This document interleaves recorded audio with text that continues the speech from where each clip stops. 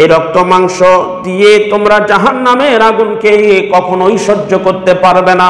এই জন্য আল্লাহ পাক বলেন, আগে নিজেকে বাঁচাও, তারপর তোমার পরিবার পরিজনদেরকে বাঁচাও, তোমার সন্তানদেরকে বাঁচাও, তোমার স্ত্রীকে বাঁচাও, তোমার মা বাবাকে বাঁচাও, তোমার ভাই বোনকে জাহান্নামের অগ্নিশিখা থেকে বাঁচাও।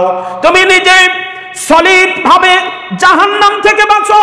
এই জাহান্নাম থেকে বাঁচার উপায় হলো আমলে সলিহা। আমলে সলিহা যদি কেউ করে, তার মানে নেক আমল। 5 ওয়াক্ত নামাজ আল্লাহ পাক ফরজ করে দিয়েছেন। আল্লাহ পাক যে 5 ওয়াক্ত নামাজ ফরজ করে দিয়েছেন, এটা পড়ার মাধ্যমে জাহান্নাম থেকে বাঁচার উপায়।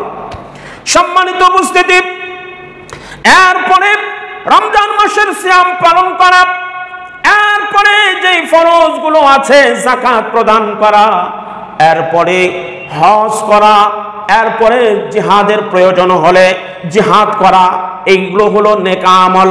আর নবী মুহাম্মদুর রাসূলুল্লাহ সাল্লাল্লাহু আলাইহি ওয়াসাল্লামের সুন্নাত মোতাবেক নিজের জীবনটাকে পরিচালনা করা। তো আল্লাহ পাক বলেন, এরাই হলো ঈমানদার, এরাই হলো আমি আল্লাহ পাকের জাহান্নাম থেকে বাঁচতে পারবে।